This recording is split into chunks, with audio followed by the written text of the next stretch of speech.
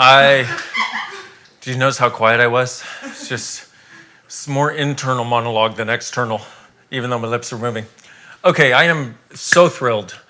I think I say this about so many of the people I've talked to today, but this is another one of my favorite people in the world, like really one of my favorite people in the world. And we need to unlock Australia, set my people free so I can see her and give her a hug too. Simone Milasas, the Worldwide Business Coordinator for Access. We have been friends for the last 20 years. And when I met Simone, actually I heard about Simone. When I first heard, you ever have this experience where you hear about somebody, you hear about something you're doing, you're like, I can't wait to meet them. And she was making bumper stickers that were inspirational, like what would you choose if you knew you couldn't fail? And so we're going to talk about leaping. Like, what if you're one day, you know how people always do, one day I'll do this, one day I'll do this? What if your one day is today? Simone, my beautiful friend, nice to be with you on our first ever International Being You Day. It is. Oh my goodness, you can't make me cry. I know. It's been like that since I got up though. It's like, I think the first person I heard talking was Manal, and it's like ends, because in Australia woke up, later, and hearing her talk, and it was just like, whoa. So, yeah, what a day, Dain. Yeah, this is... Congratulations, and thank you. Thank you. And yes, this is definitely one of those days. It's like, oh my goodness. So this idea of leaping is something that you do so brilliantly, and something that used to, because I also see that with Gary, and you became our worldwide coordinator for Access 20 years ago. Can you tell a little bit about that story, about how that came into being? Because that's one great example of this, and then we have lots of others. Well, here's the interesting thing, is the way Gary tells this story is different to the way I tell this story. So I think we remember it in a different way. But I mean, when I first started working with Access, and then Gary said to me, what I remember, we were in Sydney at lunch, and he said, we need someone like you in America. And I was like, I can do that, because I was so bored. I was like, this is too small for me. Like, being in Australia was too small, everything that I was doing. And so anyway, so then he said, well, what if you be worldwide coordinator? Now, we were in 4 countries at the time. So, worldwide coordinator, 4 countries. So, yeah, I leapt at that and was like, okay, let's do this. And I mean, I know I went and lived in California for a while, and Gary definitely taught me also, and yourself, on how to interact and engage with the entirety of the world. Because one of the things that I used to look at was, I'd wake up in Australia and I'd be aware of Australia, or I'd wake up in California and I was aware of America, and I was like, how do I be aware of the entirety of the world? And Gary said, it's like a muscle. You have to keep expanding your awareness. So I used to lie in bed and I'd literally picture the globe, the planet, and pull my awareness over the entirety of the planet and lie there and ask, okay, so who or what requires me today? And then reach for that. Oh, I love that. That's awesome. That, I think you just gave people a really cool tool there. And because a lot of people actually care about the planet and our home here, and reaching out and recognizing that you have that awareness. And so this is one of those things. But so before Access, you had your own business, different businesses that you did. Can you talk about this leaping thing? Because what I see with you continuously is you see an idea and you go, yep, I'll do it. And there's no like writing it down and seeing if it's going to work according to this and all that. You're just like, yes, I get a yes, I'm doing it. Yeah. Well, okay, so I had a business called Good Vibes for You before Access, but my whole idea was I wanted to change the world. Like, I was living in London at one stage. People get horrified by this, but I was in a 3-bedroom house with 21 people with 1 bathroom. And so for me, it's like getting to have my own space, because I didn't have much money. I would buy a ticket for the bus, and like a travel day pass. And I'd get on the bus and sit at the top, the top deck on the London buses, and go across from one end of London to the other.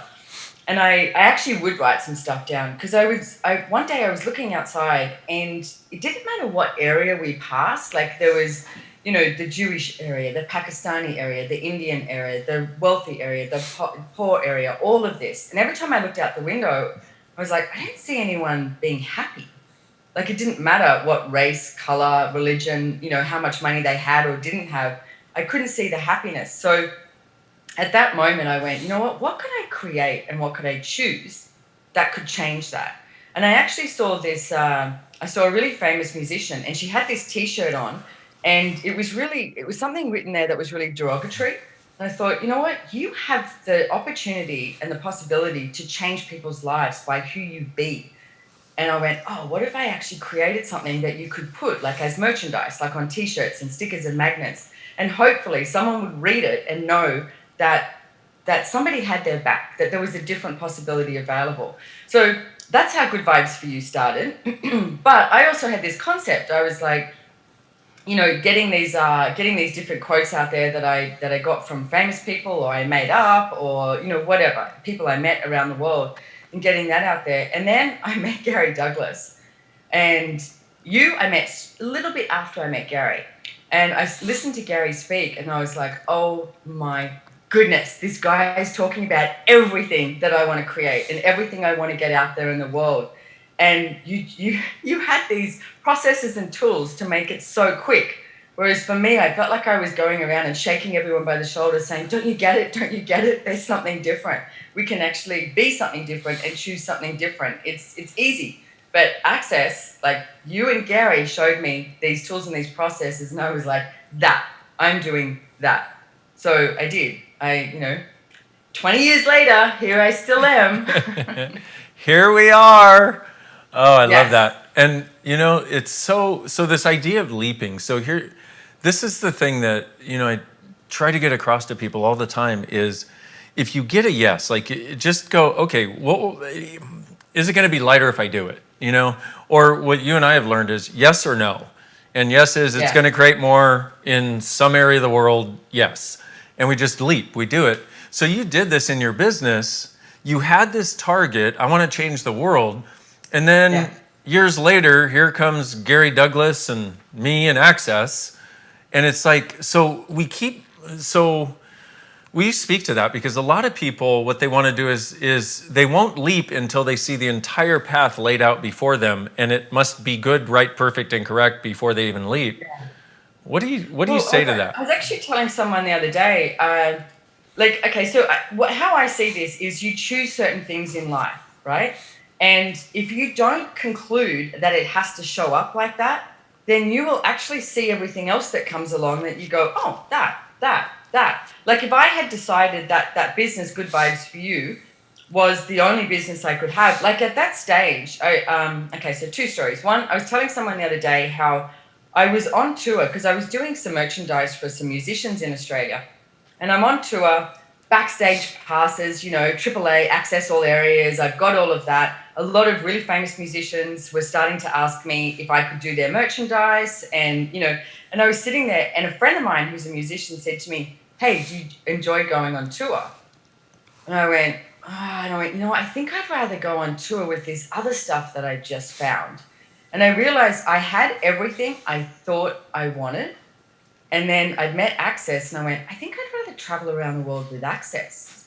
So I literally, and you don't have to do this, but I ditched that business and started with Access. I have learned since then that you can also keep another business going if you so desire. You don't have to ditch something to start something new. I learned that the hard way, but hey, here I am. But it's that place of like, even I moved to Brisbane to be a naturopath. I was going to study naturopathy, flower essence and all that sort of stuff. I'd enrolled, I'd paid, I'd done all of that. And I went to an expo, Mind, Body and Spirit Festival up here, and I met a facilitator from Access. And that's when everything started to change. I went to an intro night and I sat there. I was the only person in this intro night too, by the way. And I'm sitting there in the front row listening to this guy talk about Access. And I was like, wow, what's this? And that was the introduction. So even though I moved to Queensland to be a naturopath, I found something different and went that. And that, as you're referring to, Dain, that yes, no universe, it's that place where something else shows up and you go, ooh, that matches more the energy of what it is I'd like to choose.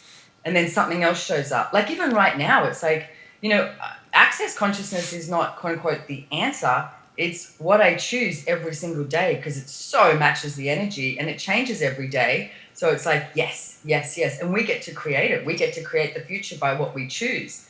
So that ability to just like leap and choose. And I remember, Dain, a few years ago, you said to me that Gary and I used to annoy you because we would talk about something and we'd go, yes, let's create it. And you'd be like, hang on a second, we don't have the money or we've got to work it out, And it used to annoy you that we would just be like, let's create.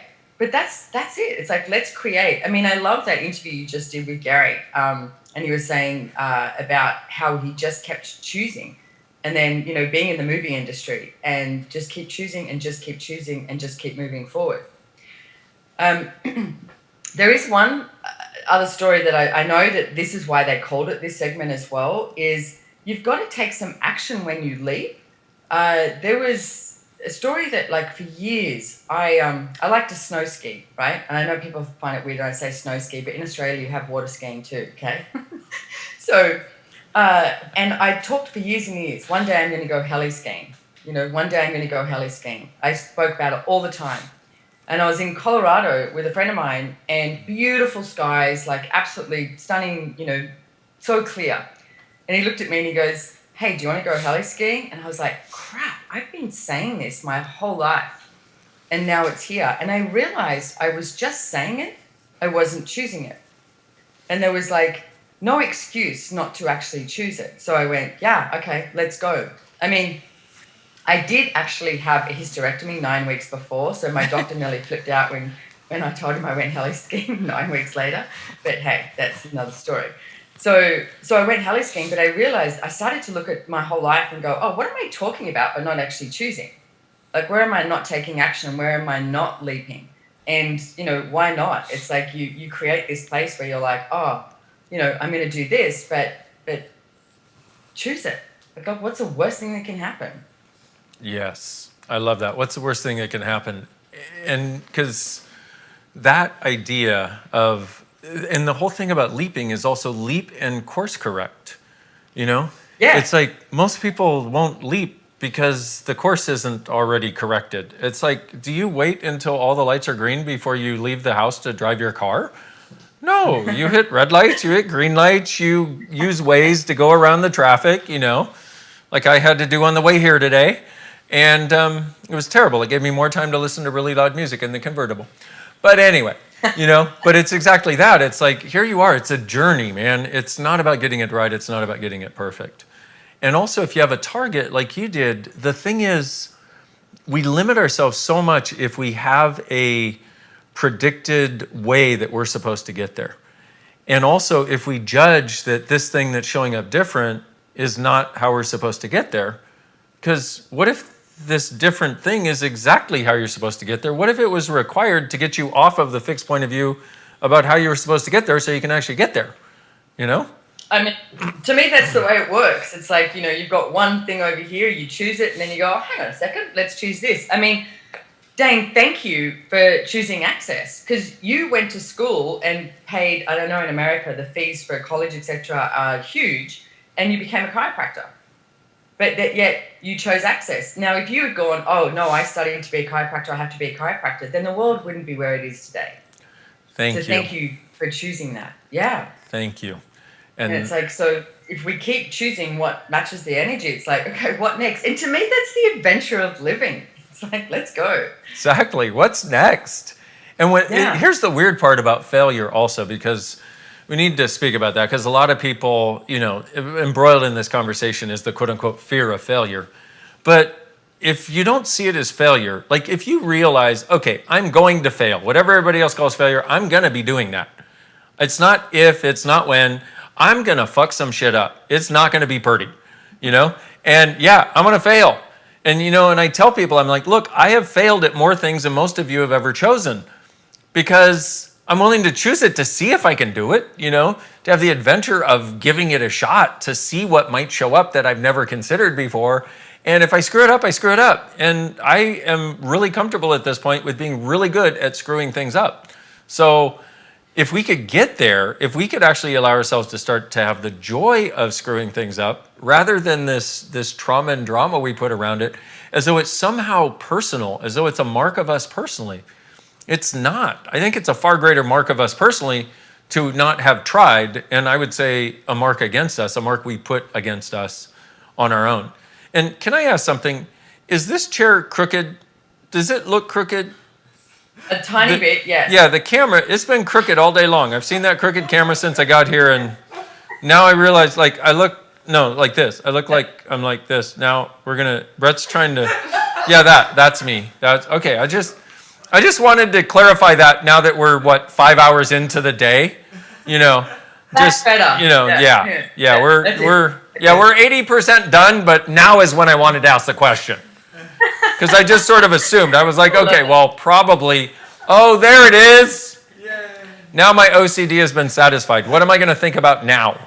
What am I going to, So with that, the failure thing too, Dain, I gave myself this saying to grow up with at school of imagine what you do if you knew you couldn't fail. I used to write it on my pencil case every year because I did look at that and was like, okay, what if fail wasn't what we thought it was? And to me, as you said, it's like there's going to be so many areas of our life that we totally stuff up. And it's like, what if that's okay? And it's what you choose next. Because it doesn't matter what you've chosen already. It's like, what are you going to choose now? Like, are you going to get back up? Or are you just going to sit, on the back end and just watch rather than just go, where can I leap today? What action can I choose that's going to create the life that I would like to live? Because I always say it's not a dry run. This is it. Let's go. Let's go. What else is possible? I love that. This is not a dry run. Your life is not a dry run. Your life is not a practice run. You're already in the race. Do it. Oh my God, but I also have to say, look at how less crooked I look. It's amazing after 5 hours. I'm thinking that Brett, in his staying up all night to make sure that all the videos and everything was put together, I think his head is probably, so he's probably looking at the computer like this at this point going, oh, that's perfectly straight. He probably thinks I'm crooked now is probably what happened.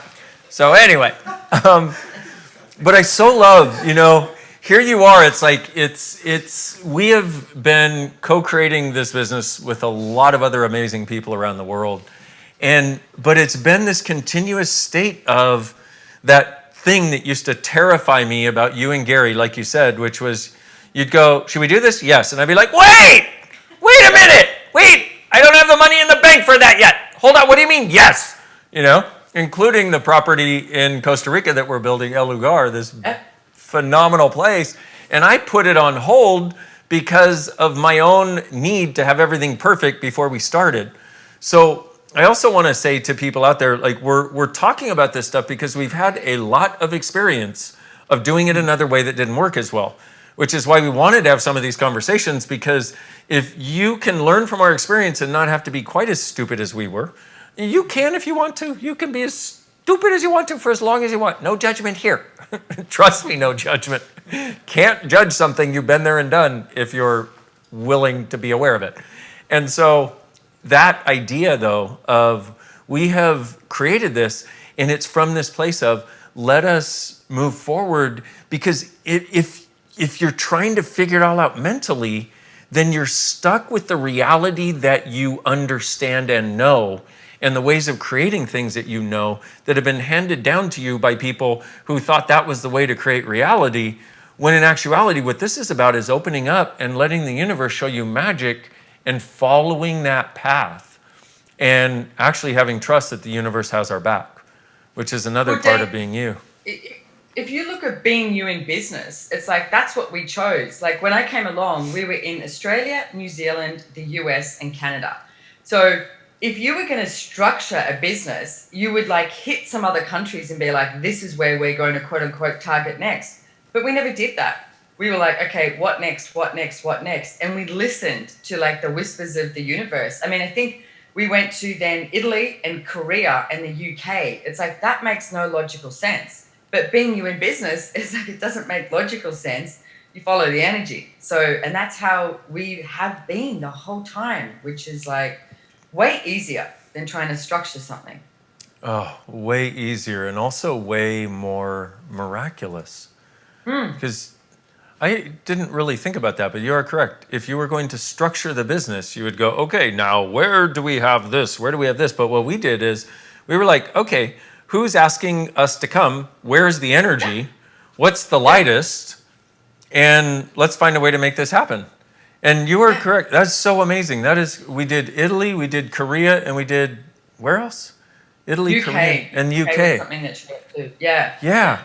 And, you know, it was just because those doors opened and we asked yes or no and we got a yes.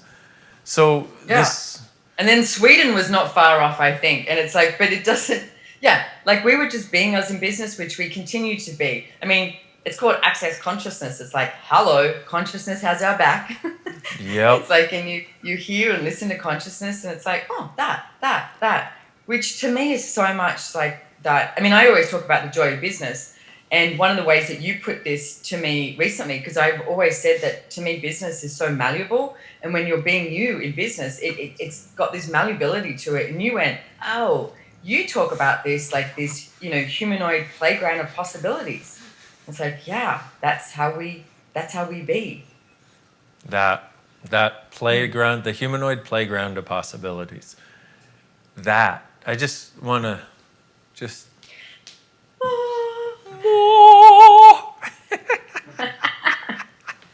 Oh, hang on a second. I was singing the other day and someone went, oh my God, I think the world is out of judgment.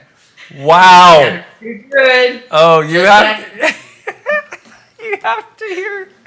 Can I tell him the story? Woo! Okay, so Simone and Chutissa, who you're going to hear from in just a little bit, who is another phenomenal creature on this planet that I absolutely adore. So they have, shall we say their singing is very unique in its ability to not ever quite reach the appropriate key. And and so they sent me a CD of them singing this song, and it was, what do you remember what the song was? Was it Welcome to the World? I don't remember what the song was, but I know it was copyright because, you know, the end of the story. Oh yeah. And so they sent me this song and I listened to it and they're like, hey, and we hatched this idea that what we were going to do was so what I did was I played it for Gary in our master plan. And the idea was I was going to pretend to absolutely love it and say that we should use it as our access song with them singing it exactly the way it was on this CD. And there's these two women purposely singing off key in the worst rendition of whatever that song was you have ever heard in your life. Two of them together singing disharmoniously off key. You should have heard it. It was a rare thing. And so I play it for... We were doing our best, can I just say? That was us doing our best. That's the problem here, ladies and gentlemen. That was so good. And so I play it for Gary. And I'm like, Gary, you got to listen to this. This is amazing. I think we should actually use this as the access song. And so I play it for him, and his eyes are just going... And he's getting further and further back in his chair with this look on his face like, okay. And he's like, what do you think about it? I'm like, oh my God, I love it. I think it's great. So let's talk to them, see if we can use it. And what did he say? He said, well, we rang you up. We were on the phone, and I could hear you in the room going, oh my God, this is great. Like, I'm doing all this. And Gary goes, so quick thinking. And he went, you know what? He said, I don't think we can use this song because it's copyright. Trying to come up with something to say why we can't use it. So anyway, the story goes that Dain said, until the world is out of judgment, I shouldn't sing in public, right? And it's a joke. And the other day I was in this class I was doing in Tasmania and I started singing and Francesca and Sarah looked at me and went, wow, that was pretty good. Maybe the world is out of judgment. See? Things are changing, exactly.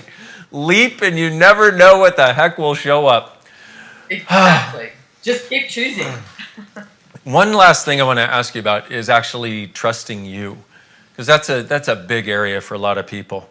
And feel free to say whatever you want about it, or also like help people to understand what it is or get there. And also, when did you first realize, or what was it for you that that first either allowed you to trust you or got you to trust you, or where you first recognized that you did? Um, Good question. And I would say there's not an end game with that. It exponentializes every day for me, with everything that shows up in my life, like whether it's with business or relationships or whatever. It's like, so each day it's trusting me more and more. And I got to say, it's liking you. Like, and I know that a lot of people have spoken about that on here. And to me, the Being You day is so much about that. It's like, what if you liked you? What if you cared about you? What if you were grateful for you, no matter what anyone else is, saying or doing? There's quickest story. I remember at one stage when I was worldwide coordinator of Access, and I heard about these judgments that people were saying of me, and I rang Gary and I said, hey, I don't know if I can do this job anymore. And he's like, what do you mean? And I went, well, I'm getting judged a lot and I don't think I can do this. I don't think I can handle the judgments. And he went, okay, hang on.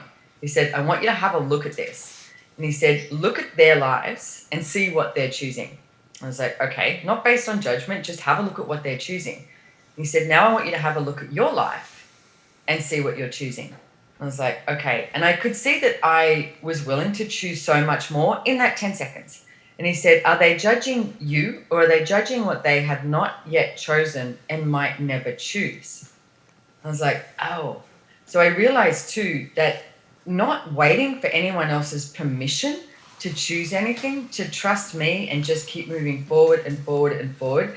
And the thing is, as you choose more and you trust you more, it's sometimes like one of the next steps is it actually has this perception of being really lonely. And for me, it's like one of the tools I've used is indulge in that and go, okay, what's going to be on the other side here? Instead of going, all right, I'll choose something less than, so I match this vibration of somebody else. It's like, what if I actually take another step forward and see what's there? And to me, it's like every time I choose that and trust me with my choices, it keeps getting better and greater and greater and greater. So it's like, hello, what if this is just the beginning?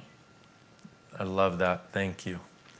And I'm so glad I asked that, because that thing about the judgment and looking at what you're choosing and looking at the fact that people judge you for the lives that they are not currently choosing, nor will they ever necessarily choose. Because one of the things I found is people that judge don't choose very much. They just try to bring down those who are choosing much. And if we let them determine the course of our lives, then we're going to have a lot less much. That was very profound. We're going to have a lot less cool stuff. You know what I love now, Dain, is you're straight. Literally looking at you going, that's just perfect. So straight. Right, thank you. Got it. Mm-hmm. That's awesome. No matter what I say from this point forward, at least it will be delivered straight. So there. Yes. Wow. Yes. My wonderful friend, I thank you so much. It's been a wonderful conversation, and I thank you for the gift you are in my life, and really for being a creative source and force for this movement of consciousness in the world. And thank you. Thank you. And I want to add just one quick thank you to you that we were talking about this the other day. I remember the first time I got my bars run with you at the back of the room while Gary was doing this class called Out of the Box. And I remember walking out and going, I'm going to work with that guy for the rest of my life. And I wasn't even working with Access at that stage, but there was this moment that I just went, whoa, who's he? And to me, work was like play.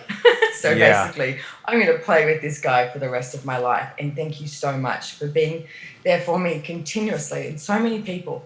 And just thank you so much for everything that you guys are creating. We are creating with this. It's just like, wow, what else is possible? Truly. Thank you. Yeah. Whew. Mwah. Okay. Now I need to look at my little schedule to see if I'm supposed to say something.